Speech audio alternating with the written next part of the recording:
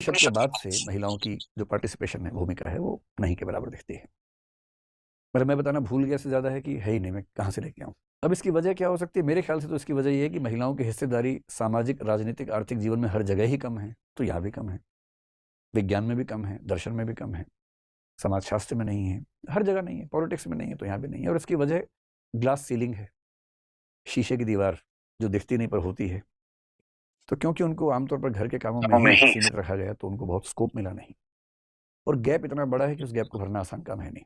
अब उम्मीद कीजिए कि अब नए जो दर्शन उभरेंगे, पश्चिम में जैसे फेमिनिज्म और कई दर्शन उभरे हैं, उनमें महिलाओं की भूमिका अच्छी खासी है, लेकिन पश्चिम में भी कुल मिला की हालत ऐसी ही है।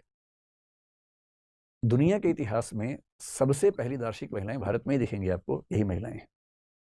इसकी वजह है कि पश्चिम का दर्शन शुरू 6th सेंचुरी बीसी में हुआ है, ये उससे पहले हो गई है, तो सीधी सी बात है कि पहले तो यही दिखेंगी।